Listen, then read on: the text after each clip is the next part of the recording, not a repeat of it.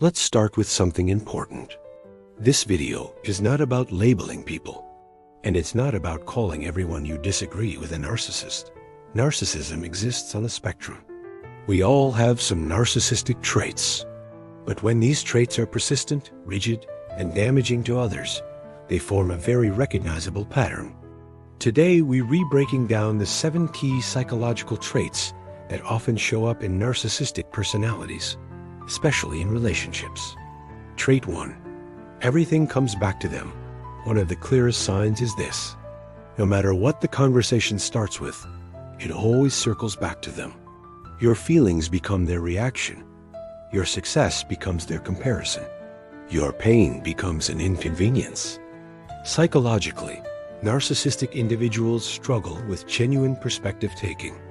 They can listen, but they rarely attune.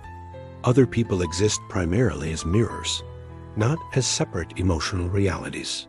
Trait 2. Lack of emotional accountability. Narcissists don't experience responsibility the same way others do. If something goes wrong, it's never really their fault. They deflect, they minimize, they rewrite the story. Psychology calls this externalization, the inability to tolerate shame or guilt, so it gets pushed outward. Apologies, when they happen, often sound like, "I'm sorry you feel that way. You read too sensitive. That wasn't in my intention."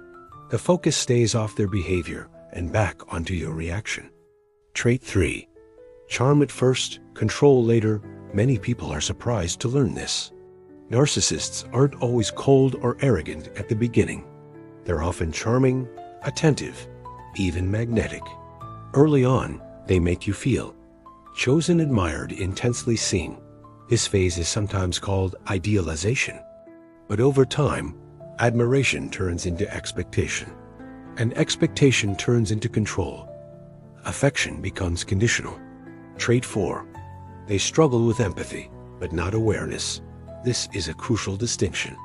Narcissists often understand what you're feeling. They just don't emotionally resonate with it.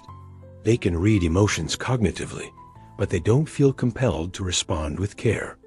Psychologically, this is called empathy impairment, not total absence. They know what hurts you. They just don't let that knowledge guide their behavior. Trait 5. Constant need for validation. Narcissistic personalities rely heavily on external validation. Praise feels like oxygen. Criticism feels like an attack. They may fish for compliments, exaggerate achievements, or become defensive when not admired. Underneath this is a fragile self-esteem that depends on being seen as superior, special, or exceptional. When validation drops, insecurity spikes. Trait 6. They devalue what they once idealized. Another common pattern is the sudden shift. What they once admired in you becomes what they criticize. Your sensitivity becomes weakness. Your independence becomes a threat. Psychologists refer to this as splitting, seeing people as all good or all bad, depending on how they serve the narcissist's self-image. This keeps others emotionally off balance and seeking approval. Trait 7. They avoid vulnerability at all costs, despite appearances. Narcissists are deeply uncomfortable with vulnerability.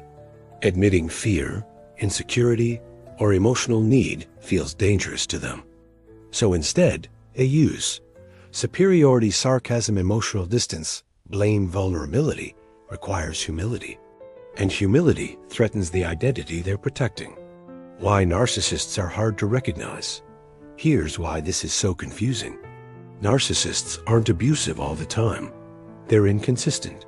Moments of warmth keep people hopeful. Moments of coldness keep people anxious.